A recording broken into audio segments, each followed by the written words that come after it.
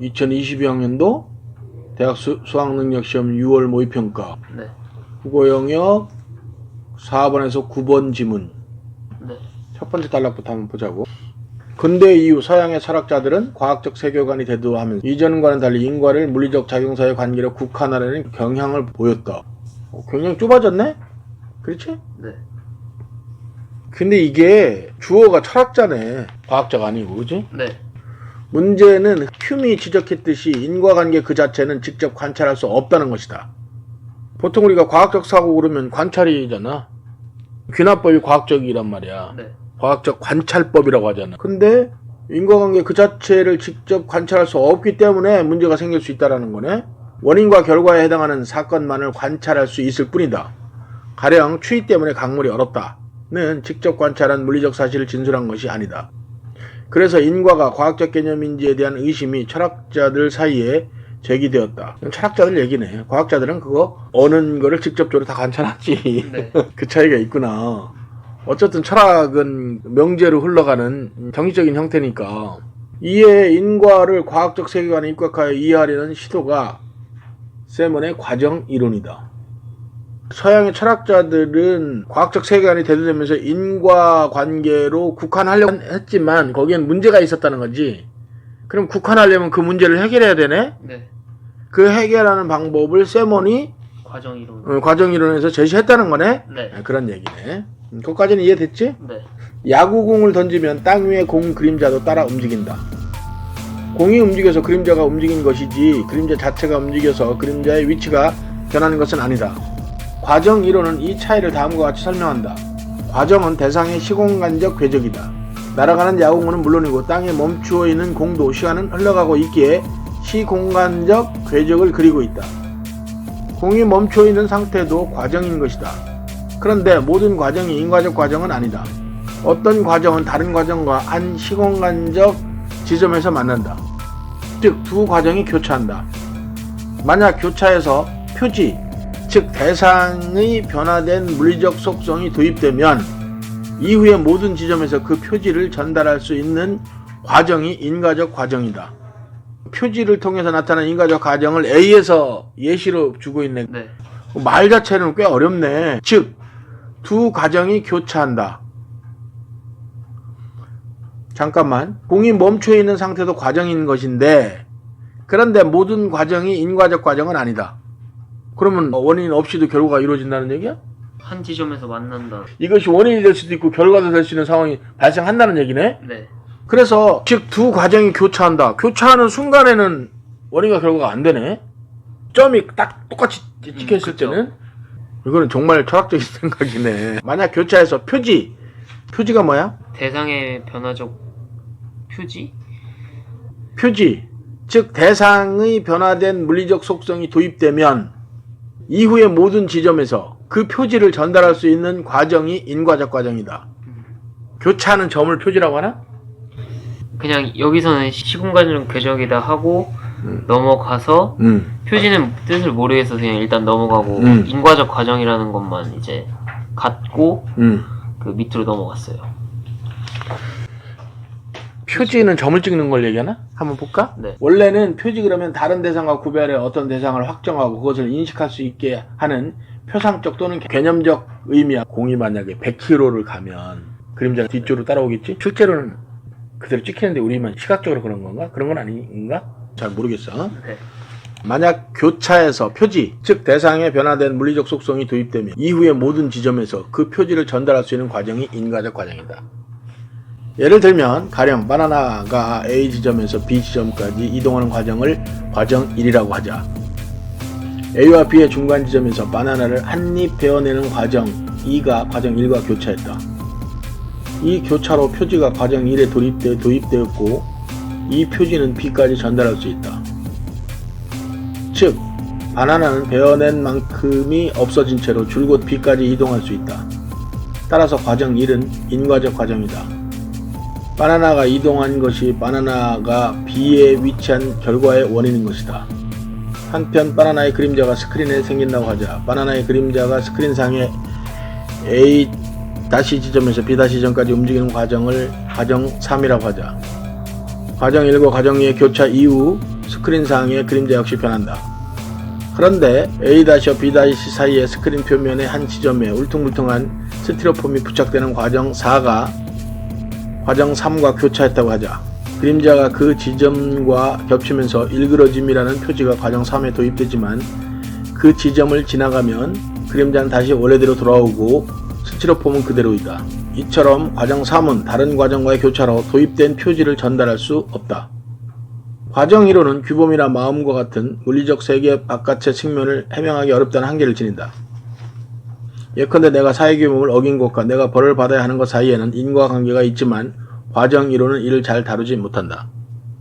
A, 읽으니까 이번에는 이해됐어? 설명해봐. 먼저 A 지점하고 B 지점으로 이동하는 바나나에서 그게 과정 1이고, 그 A에서 B까지 이동하는 중간 지점에서 바나나를 베어무는 게 과정 2고, 그리고 그 과정 3은 바나나가 아닌 바나나 그림자가 이동하는 거. 그러니까 바나나 그림자는 A-에서 B-로 이동하는데 그 과정을 과정 3이라고 하고, 그리고 A-하고 B- 사이에 스크린이 있는데 그 스크린 거기에 그 스티로폼이 부착되는 과정을 과정 4라고 해요. 그러니까 결국에는 그 과정 3은 도달할 수 없는 거죠. 아니에요? 다시. 어떻게 해야 돼요, 그러면? 두 개의 그림을 그려보면 되지. 그건 알겠어요. 그러니까 스티로폼은 움직이지 않아. 중간에 흠만 있을 뿐이야. 거길 지나가면 그림자는 B- 그림자만 가는 거야. 스티로폼이 있을 때는 B- 플러스 스티로폼이 함께 가, 그림자가. 네. 그런데 그 스티로폼의 길이만큼 지나가면, 크기만큼 지나가 버리면 B-가 되는 그림자가 끝까지 가. 내가 한 얘기가 맞나 봐봐. A에서 B로 가지. 네. 이 전체가 1과정이야. 여기서부터가 2과정이야. 맞지? 네. 맞아요. 그림자는 또 다른 거야. A- 그림자를 그러면 이렇게 해놓자. 네. A-가 쭉 가. 얘는 여기서는 또 다른 그림자도 변하겠지. 우리는 여기까지를 3이라고 하는 거야. 변한 거는 신경 안 써. 네. 그런데 중간에 그림자의 스티로폼을 사실은 여기다 놓은 거랑 마찬가지야. 근데 스크린이라 그랬으니까 네. 스크린에 그냥 묻어 있을 수는 없으니까 좀 더 공격적으로 하면 여기다가 스티로폼을 잠깐 놨어. 네. 그러면 여기서 지나갈 때는 얘는 가는 게 아니잖아. 여기까지는 같이 묻어서 가다가 여기는 다시 이렇게 가는 거야. 맞지? 네. 이해됐어? 네.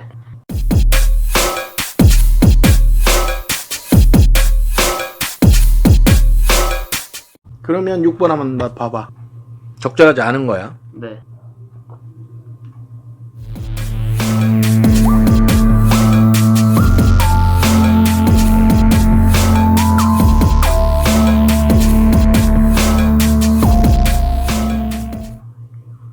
과정 사람 뭐였었냐? 마지막에 부착되는 과정이요. 스티로폼이 부착되는 과정이요. 거꾸로 가자고. 이런 맞아서 틀렸어. 맞았어요.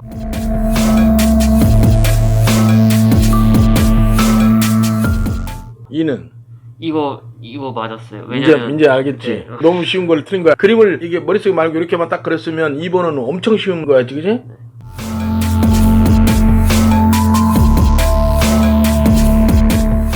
3은 얘는 인과적 과정이 이렇게 합쳐져야 인과적 과정 아니야? 네, 맞아요. 그러니까 괜찮지?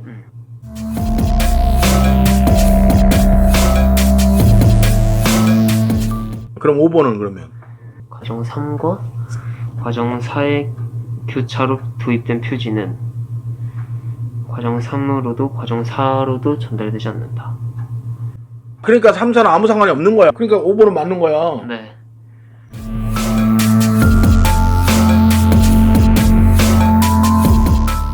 굉장히 쉬운데 속을 수 있는 그런 거네. 애들 다 속겠네. 이거 애들 많이 틀렸어요. 이거.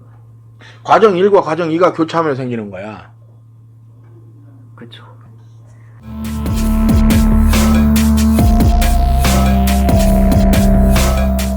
뭐 틀려도 되잖아. 1등급이 뭐 그 정도 나오면 이거 하나 틀려줘도 되고.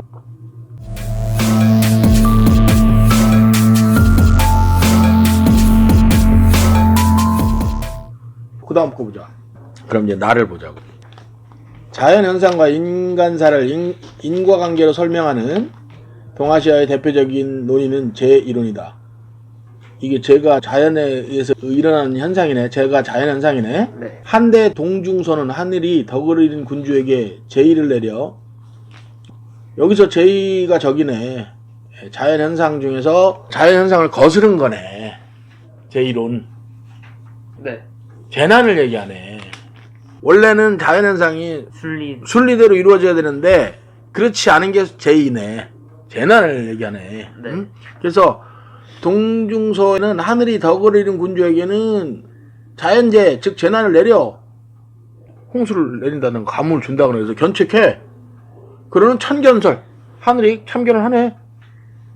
그 다음에 인간과 하늘의 공통된 음양의 길을 통해 하늘과 인간이 서로 감응한다는 천인감응론을 결합하여 제이론을 체계화했다. 그에 따르면 군주가 실정을 저지르면 그로 말미암아 변화된 음양의 길을 통해 감응한 하늘이 가뭄과 홍수, 일식과 얼식 등 제의를 통해 경고를 내린다. 이때 제의는 군주권이 하늘로부터 비롯된 것임을 입증하는 것이자 군주의 실정에 대한 경고였다. 만약에 이런 것들을 잘 다스리면 하늘과 군주는, 천과 군은 일치가 되네. 네. 왕이 곧 하늘이네. 일치하지 않으면 이거는 그냥 깨까닥 역모가 일어날 수도 있네. 네. 양면적 성격의 제의론은 신하가 정치적 논의에 참여할 수 있는 명분을 제공하였고, 그렇지. 제의가 발생하면 군주가 직언을 구하고 신하가 이에 응하는 전통으로 구체화되었다. 하지만 동중서 이후 원인으로서의 인간사와 결과로서의 제의를 1대1로 대응시켜 설명하는 개별적 대응 방식은 억지가 심하다는 평가를 받아. 그렇겠네. 그치? 네. 그때마다 그러면 이 방식은 오히려 예언화합 경향으로 이어져 제의를 인간사의 징조로, 인간사를 제의의 결과로 대응시키는 풍조를 낳기도 했고, 요망한 말로 백성을 미혹시켰다는 이유로 군주가 직언을 하는 신하를 탄압하는 빌미가 되기도 하였다. 내가 볼 때 이거는 왕권이 강해지면 뒤쪽으로, 왕권이 약하면 앞에 걸로 그런 것 같아. 결국은 이건 정치적 힘의 균형 추에 관한 것일 뿐일 것 같아. 제의론은. 네. 이후 제의에 대한 예언적 해석은 비판의 대상이 되었고 천인 감응론 또한 부정되기도 했다. 하지만 제의론은 여전히 정치 현장에서 사라지지 않았다. 송대에 이르러 주인은 천문학의 발달로 예측 가능에 된 일월식을 제의로 간주하지 않는 경향을 수용하였고, 제의를 근본적으로 이치에 의해 설명되기 어려운 자연현상으로 간주하였다. 근대 정신들이 들어오기 시작하네. 과학적 사고가 일어나기 시작하네. 하지만 당시까지도 제의에 대해 군주의 적극적인 대응을 유도하며 안전한 언론 활동의 기회를 제공했던 제의론이 폐기되는 것은 신하의 입장에서 유용한 정치적 기제를 잃는 것이었다. 이 때문에 그는 군주를 경계하는 적절한 방법을 찾고자 제의론을 고수하였다. 그는 제의에 대한 개별적 대응 대신 군주에게 허물과 잘못이 쌓이면 이에 하늘이 감응하여 변칙적인 자연현상이 일어날 것이라는 전반적 대응서를 제시하고 제의를 군주의 심성 수양 문제로 귀결시키며 제의론의 역사적 수명을 연장하였다. 이건 앞에 거보다 더 쉬운데? 그렇지 않냐? 읽어보니까 너무 쉽지 않아? 앞에 거는 사실은 A 자체가 네. 착각할 수 있는 그런 게 있었지만 여기는 전혀 없는데? 네. 그 풀 때는 그 두 번째 문단어, 세 번째 문단어 계속 헷갈려가지고 문제 풀 때 그랬었어요. 두 번째하고 세 번째? 네. 양면적 성격의 제의론하고 이후 제의가 힘의 균형추라는 생각을 안 해서 그래. 신하가 힘이 세면 제의론이 대빵이야. 네. 왕이 힘이 세면 제의론 중에서도 뒤에 거 사실은 거의 제의론이 아닌 거, 그지? 무슨 소리야? 아, 이렇게 되는 거지. 네. 거꾸로 이럴 수도 있어. 간신들 때문에 재앙이 내리는군. 홍수가 간신들 다 잡아들여. 자기 정적들 싹 다 죽여. 근데 홍수는 언젠가 끝나게 돼 있잖아. 네. 그거 봐! 이렇게 되는 거지. 힘의 균형추 이거는 아무것도 아니야. 제의론은 동양에 있어서 군주와 신하의 힘의 균형추에 대한 이론일 뿐이야. 그걸 이용했어, 자연현상을. 네. 그렇게 이해하면 너무 쉽잖아. 그래서 양면적 성격이야, 이게. 이해를 못해도 그냥 쭉 그렇다 해 하는 것만 해도 충분한데? 왜 그랬을까? 그러면 지금 틀린 거 다시 한번 봐봐. 5번이요.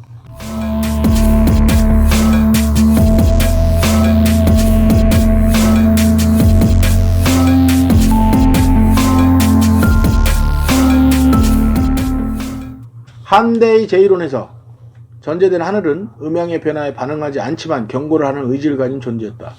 무조건 틀렸네요. 왜 틀렸어? 반응하잖아요. 그렇지. 하늘의 음양에 대한 네. 주관자야. 네. 5번은 너무나 쉬웠고.